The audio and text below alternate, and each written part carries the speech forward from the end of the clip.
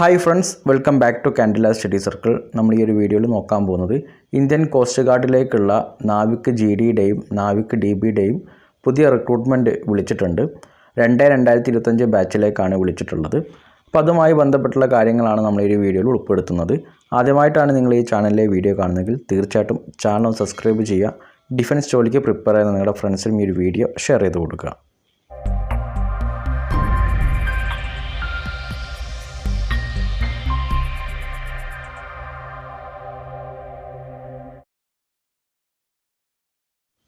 Indian പ്രതിരോധ മന്ത്രാലയത്തിന് കീഴിലുള്ള കോസ്റ്റ് ഗാർഡിലേക്ക് Navik general duty, Navik domestic branch എന്നീ റിക്രൂട്ട്മെൻറ്റാണ് ഇപ്പോൾ വിളിച്ചിട്ടുള്ളത്. 2025 ബാച്ചിലേക്കാണ് പുതിയ റിക്രൂട്ട്മെൻറ്റ്. ആപ്ലിക്കേഷൻ ഓൺലൈനായിട്ടാണ് സമർപ്പിക്കേണ്ടത്. ആപ്ലിക്കേഷൻ ഓൺലൈൻ തുടങ്ങുന്ന തീയതി 2025 ഫെബ്രുവരി 11 മുതൽ 2025 ഫെബ്രുവരി 25 ക്ലോസ് ചെയ്യുന്നതായിരിക്കും. അപ്പോൾ ഈ ഒരു നോട്ടിഫിക്കേഷനിൽ എന്തൊക്കെ കാര്യങ്ങളാണ് പറഞ്ഞതെന്ന് നോക്കാം. ആദ്യം നമ്മൾ ഇതിലെ എലിജിബിലിറ്റി കണ്ടീഷൻസ് ആണ് നോക്കുന്നത്. ഒന്നാമതായിട്ട് പറയുന്നത് ഇന്ത്യയിലെ ആൺകുട്ടികൾക്കാണ് ഈ ഒരു പോസ്റ്റിലേക്ക് അപേക്ഷ സമർപ്പിക്കാൻ പറ്റുന്നത്. ജനറൽ ഡ്യൂട്ടിയിലേക്കും ഡൊമസ്റ്റിക് ബ്രാഞ്ചിലേക്കും ആൺകുട്ടികൾക്ക് മാത്രമാണ് അപ്ലിക്കേഷൻ കൊടുക്കാൻ പറ്റുന്നത്. ഇനി എഡ്യൂക്കേഷണൽ ക്വാളിഫിക്കേഷനാണ്. നാവിക് ജനറൽ ഡ്യൂട്ടി, അതായത് GDയിലേക്കുള്ള എഡ്യൂക്കേഷണൽ ക്വാളിഫിക്കേഷൻ +2 പാസ്സായിരിക്കണം. അതായത് +2 സയൻസ് ഉള്ളവർക്കാണ് ഈ ഒരു ജനറൽ ഡ്യൂട്ടിയിലേക്ക് അപ്ലൈ ചെയ്യാൻ പറ്റുന്നത്. നെക്സ്റ്റ് നാവിക് DB, ഡൊമസ്റ്റിക് ബ്രാഞ്ചിലേക്ക് 10ാം ക്ലാസ് യോഗ്യത ആണുള്ളത്. സോ നാവിക് GDയിലേക്ക് +2 സയൻസും നാവിക് DBയിലേക്ക് 10ാം ക്ലാസ്സുമാണ് യോഗ്യത. അടുത്തത് പ്രായപരിധിയാണ്. 18 വയസ്സ് മുതൽ 22 വയസ്സ് വരെയുള്ളവർക്കാണ് അപേക്ഷ സമർപ്പിക്കാൻ പറ്റുന്നത്.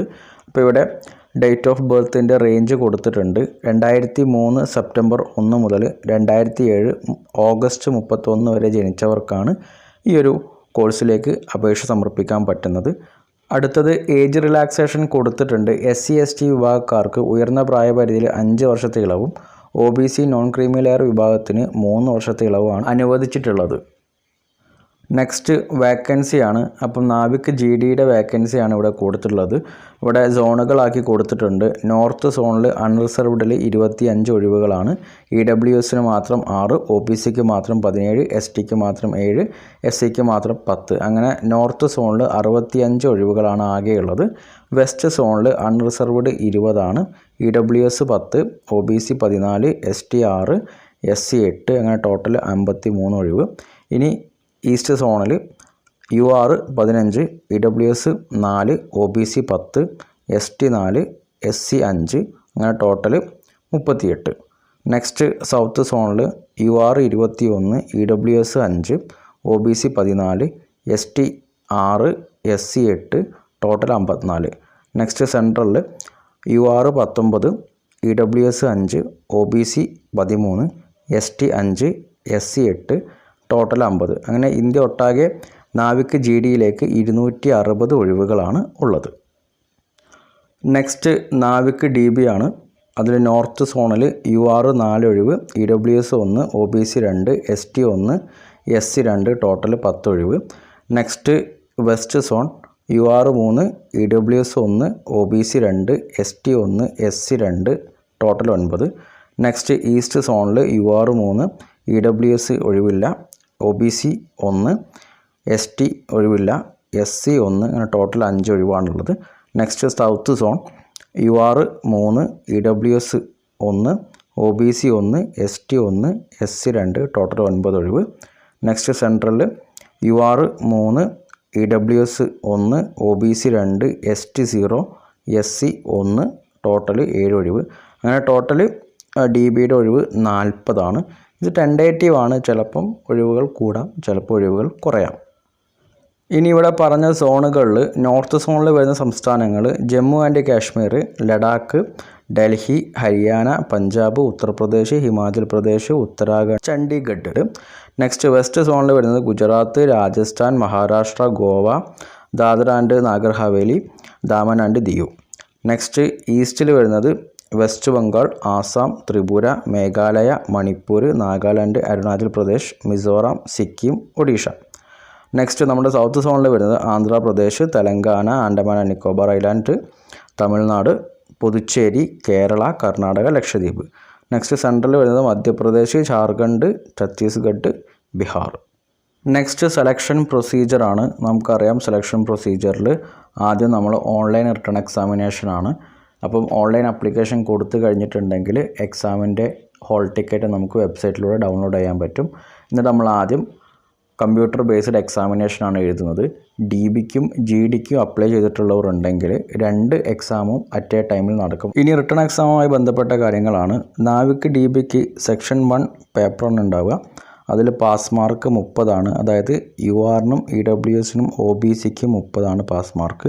SCക്ക് STക്കും 25 പാസ് മാർക്ക്. ഇനി Navik GD written test section 1 ഉണ്ടാവും, സെക്ഷൻ 2 ഉണ്ടാവും. അതിൽ സെക്ഷൻ 1ൻ്റെ പാസ് മാർക്ക് 30, സെക്ഷൻ 2ൻ്റെ പാസ് മാർക്ക് 20, അങ്ങനെ ടോട്ടൽ 50 URനും EWSനും OBCക്കുള്ള പാസ് മാർക്ക്.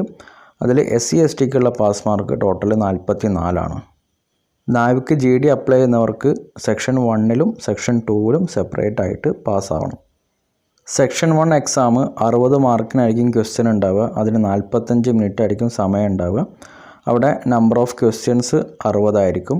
ഇനി മാത്സിൽ നിന്നും 20 ക്വസ്റ്റ്യൻസ് ആണ് ഉണ്ടാവുന്നത്, സയൻസിൽ നിന്നും 10 ക്വസ്റ്റ്യൻസ്, ഇംഗ്ലീഷിൽ നിന്നും 15 ക്വസ്റ്റ്യൻസ്, റീസണിങ്ങിൽ നിന്നും 10 ക്വസ്റ്റ്യൻസ്, GKയിൽ നിന്നും 5 ക്വസ്റ്റ്യൻസ്. ഇനി ഇവിടെ പാസ് മാർക്ക് നമ്മൾ പറഞ്ഞു നേരത്തെ 30ഉം 27ഉം. സിലബസ് 10ാം ക്ലാസ് ബേസ്ഡ് സിലബസ് ആണ്. നമ്മളിതിൻ്റെ ഡീറ്റെയിൽഡ് സിലബസിൻ്റെ വീഡിയോ ഓൾറെഡി അപ്ലോഡ് ചെയ്തിട്ടുണ്ട്. എക്സാം സിലബസ് എന്ന പ്ലേലിസ്റ്റിൽ GDയുടെയും DBയുടെയും ഡീറ്റെയിൽഡ് സിലബസ് വീഡിയോ ഉൾപ്പെടുത്തിയിട്ടുണ്ട്. നെക്സ്റ്റ് സെക്ഷൻ 2, അതിൽ maximum mark 50, time 30 minute, number of questions 50, മാത്സിൽ നിന്നും 25 ക്വസ്റ്റ്യൻസും ഫിസിക്സിൽ നിന്നും 25 ക്വസ്റ്റ്യൻസും. അത് +2 മാത്സ് ആൻഡ് ഫിസിക്സ് സിലബസ് ആണ്. അപ്പോൾ ഇവിടെ ശ്രദ്ധിക്കേണ്ട കാര്യം, GDക്ക് അപ്ലൈ ചെയ്യുന്നവർക്ക് ടോട്ടൽ മാർക്ക് 110 ഉണ്ടാവുക.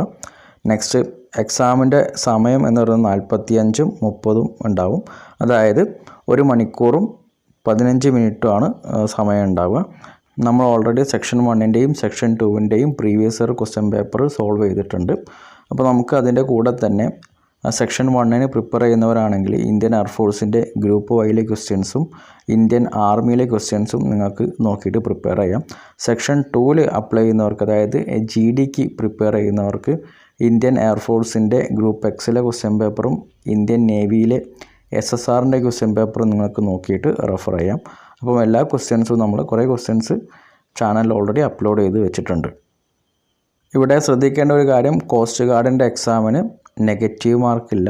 There is no negative marking എന്ന് കൊടുത്തിട്ടുണ്ട് നോട്ടിഫിക്കേഷനിൽ.